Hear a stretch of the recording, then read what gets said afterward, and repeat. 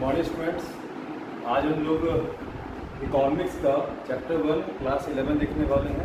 इसमें हम पढ़ेंगे introduction of economics, about introduction. Chapter 1 है क्लास 11 का। आप 11 क्लास से पहले 10 क्लास में 9 क्लास में इकोनॉमिक्स हमने देखा होगा, पर वो टोटली डिफरेंट था। यहाँ हम लोग एक्चुअल कॉन्सेप्ट ऑफ इकोनॉमिक्स जानेंगे। इसमें हम लोग डील करेंगे about micro economics, micro and macro economics के बारे में। ओके, तो माइक्रो इकोनॉमिक्स का मतलब होता है इसमें स्मॉल कॉन्सेप्ट्स ऑफ इकोनॉमिक्स देखेंगे, जिसमें कि हम लोग सिंगल इंडिविजुअल्स की जो स्टडी किए जाते हैं, जो रिसर्च किए जाते हैं, उसके बारे में जानेंगे। और मैक्रो में जानेंगे about institution, about a company as a whole, जिसको स्टडी करके कुछ रिजल्ट निकाला गया होगा। ओके, दो कॉन्सेप्ट पे डील करने वाले हैं। तो फिलहाल आज जो है हम लोग माइक्रो इकोनॉमिक्स पढ़ने वाले हैं। तो माइक्रो इकोनॉमिक्स का जो फर्स्ट चैप्टर है वो हमारा इंट्रोडक्शन। ठीक है, तो यहाँ पे हम जानेंगे पहले इकोनॉमी क्या होता है। ठीक है, what is an economy, what is an economy. Okay, तो इकोनॉमी क्या होता है? Economy is a system which provide people, economy is a system, it is a system through which people, system which provide people, which provide people the means to work, the means to work and earn a living, earn a living। इसका मतलब economy एक system है जिसके अंतर्गत लोग अपने ज़रूरत को पूरा करने के लिए अर्न करते हैं, कुछ ना कुछ काम में लगे रहते हैं। ठीक है, उस सिस्टम को इकोनॉमी कहा गया है। ठीक है, तो यहाँ पे इकोनॉमी के अंदर जो वाइटल प्रोसेस है, तो यहाँ पे कौन कौन से काम में लगे रहते हैं लोग, ये भी एक सवाल है। यहाँ पे वाइटल प्रोसेस इन इकोनॉमी में आएगा, पहला सबसे मेन काम है प्रोडक्शन, नेक्स्ट काम है सेविंग, नेक्स्ट काम है आपका इन्वेस्टमेंट। ये तीन काम है जहां पे लोग मुख्यतः लोग लगे रहते हैं। मतलब प्रोडक्शन में लगे हैं, या फिर कुछ सेव कर रहे हैं, या फिर कुछ इन्वेस्टमेंट कर रहे हैं। ओके, कहने का मतलब प्रोडक्शन से अगर हम लोग 100 रुपये अर्न कर रहे हैं, तो उसका अगर कुछ पार्ट हम लोग अगर इन्वेस्ट कर रहे हैं 80 रुपीज़, तो सेविंग कितना हो रहा है 20।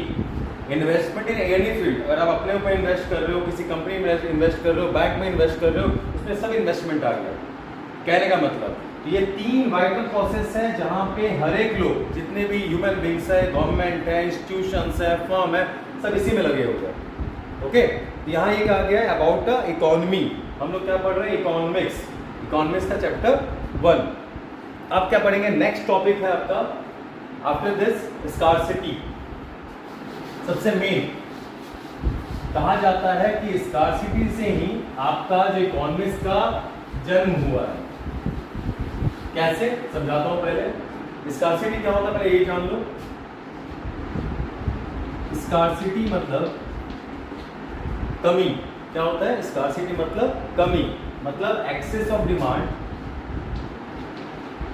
Access of demand over supply, over supply. इसका मतलब कि स्कार्सिटी मतलब कमी, मतलब सप्लाई आपका कम है, डिमांड आपका ज्यादा है। तो जितना ज्यादा डिमांड है वही आपका कम स्कार्सिटी दिखाता है। मतलब डिमांड आपका ज्यादा है, सप्लाई आपका कम है, बीच में जो गैप क्रिएट हो रहा है वही आपका स्कार्सिटी है। जिसके वजह से हम लोग को इकोनॉमिक्स में जितने भी टर्म्स हैं, जितने भी रिसर्च हैं, जितने भी एनालिसिस हैं, उसी के वजह से हो रहा है।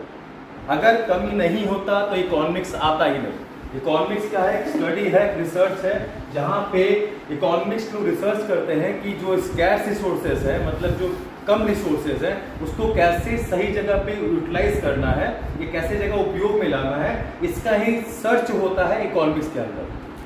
ओके, तो एक सबसे इंपॉर्टेंट टॉपिक था आपका स्कार्सिटी, जो कि 1 मार्क्स का क्वेश्चन आता है आपका सीबीएसई में, या फिर बिहार बोर्ड में सेम 1 मार्क्स का क्वेश्चन आता है स्कार्सिटी से। व्हाट इज स्कार्सिटी, ये क्वेश्चन आता है। आइए नेक्स्ट टॉपिक पे आते हैं।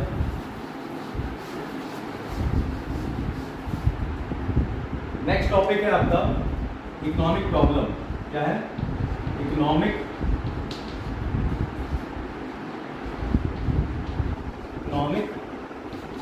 प्रॉब्लम। बहुत इजी है, मतलब कॉन्सेप्ट जितने दे रहा हूं मैं आपको वो बहुत इजी है, और जितना बता रहा हूं अभी फिलहाल उतना ही समझो। क्लास 11 है, आपके दिमाग में अभी बहुत ही कम समझ में आएगा। फुल्ली आप लोग अभी ट्रेंड नहीं हो, धीरे धीरे ट्रेंड हो जाओगे, सब समझ में आपको आ जाएगा धीरे धीरे। अभी जितना बताया जा रहा है उतना आप ध्यान से सुने एंड नोट करें। Okay, economic problem. Economic problem सबको पता है कि सबके लाइफ में प्रॉब्लम है, चाहे फाइनेंशियली हो या फिर आपका इमोशनली हो, मेंटली हो, प्रॉब्लम तो हर के पास है। पर यहाँ बात कर रहा है आपका economic problem. Economic means what? Economics में इकोनॉमिक मतलब हो गया आपका related to money. Related to money मतलब जितने भी प्रॉब्लम है आपके मनी से रिलेटेड, वो आपके कहलाएंगे इकोनॉमिक प्रॉब्लम। ओके, तो यहाँ पे क्या है? Economic problem is a problem of choice. It is a problem of choice having alternate uses, choice involving satisfaction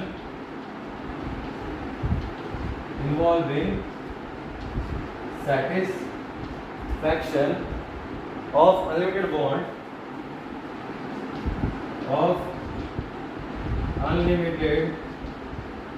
want having alternative uses.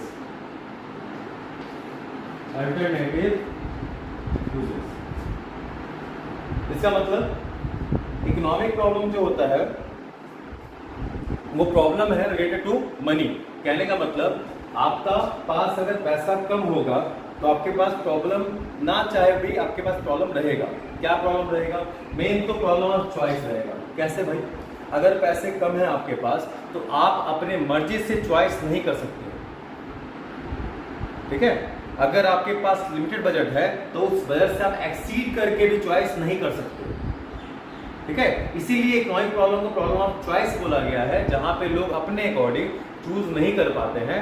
ठीक है, क्योंकि उसके पास जो रिसोर्सेज हैं, जितने पैसे हैं, ठीक है, उस पे उसको अल्टरनेटिव यूजेस होते हैं। उसके पास बहुत सारे अल्टरनेटिव यूजेस हैं उस रिसोर्सेज के। मतलब पैसा अगर आपके पास है तो ओनली आप उसको अपने सेटिस्फेक्शन में लगा नहीं सकते हो। आप कुछ मेडिकल इश्यूज होंगे, मेडिकल आपको उसमें पैसा लगाना पड़ेगा, एजुकेशन में पैसा लगाना पड़ेगा, ठीक है, आपको घर खर्चे पैसा लगाना पड़ेगा। तो एक जगह आप अपने सेटिस्फेक्शन के लिए पैसे लगा नहीं सकते हो, कहने का मतलब। ठीक है, और क्या है? Unlimited want. और ह्यूमंस के पास क्या है? पीपल्स के पास क्या है? अनलिमिटेड वांट है। मतलब ऐसे वांट जो कभी फुलफिल नहीं हो सकते। अगर एक वांट फुलफिल हो भी गया तो दूसरा वांट ऑटोमेटिक क्रिएट हो जाता है। तो एक तरह से economic problem is a problem of choice, जहां पे रिसोर्सेज से कम होने से, पैसे कम होने से उन लोगों के पास प्रॉब्लम क्रिएट होती है। ठीक है, तो इसका रीजन क्या क्या है? तो पहला रीजन है resources are scarce. Resources are scarce. Scarce मतलब कमी। ठीक है, कम है रिसोर्सेज। स्कार्सिटी से एक वर्ड आया स्कैर्स। ठीक है, रिसोर्सेज आर स्कैर्स का मतलब रिसोर्सेज आपके पास कम है। ठीक है, रिसोर्सेज में आप कुछ ले सकते हो, जैसे लैंड हो गया, कैपिटल हो गया, कुछ भी मान लो माइंड में। लैंड भी है तो आपके पास सीमित है। ठीक है, उतना ही लैंड है, उसमें जो करना आपको उसी में करना होगा। पैसे भी हैं तो लिमिटेड है आपके पास, जो भी करना है उसी में करना होगा। Resources are scarce. नेक्स्ट क्या है? Unlimited want. अनलिमिटेड वांट मतलब ह्यूमन का वांट कैसा है? अनलिमिटेड है। इसका कहने का मतलब एक वांट कंप्लीट होता है तो दूसरा वांट ऑटोमेटिक क्रिएट हो जाता है। ओके, तो अनलिमिटेड वांट। तीसरा प्रॉब्लम क्या है भाई? तीसरा प्रॉब्लम है अल्टरनेटिव यूजेस। अल्टरनेटिव यूजेस किसका? आपका रिसोर्सेज का। मतलब लैंड का और कैपिटल का बहुत सारा यूज है। आप जमीन को बहुत सारे चीजों में उपयोग में ला सकते हो। जैसे जमीन पे खेती भी होता है, जमीन पे घर भी बनता है, जमीन पे फैक्ट्री भी बैठता है, जमीन पे प्लांट भी बैठता है, तो उसके बहुत सारे यूज हैं। आप उसको किस रूप में यूज करना चाहोगे, आपके पास लिमिटेड चॉइस है, कहने का मतलब। ओके, क्योंकि लिमिटेड रिसोर्स हैं आपके पास, दैट्स व्हाई। अगर कैपिटल ले लो या मनी ले लो या पैसा ले लो, तो पैसे भी आपके पास लिमिटेड है, तो लिमिटेड आपके पास चॉइस है, बट आपके यूजेस क्या है उस पैसे के, बहुत सारे हैं, अनलिमिटेड यूजेस है। वही बताया जा रहा है कि मिला करके एक प्रॉब्लम एनालाइज कर रहा है, जो कि कहलाता है इकोनॉमिक प्रॉब्लम।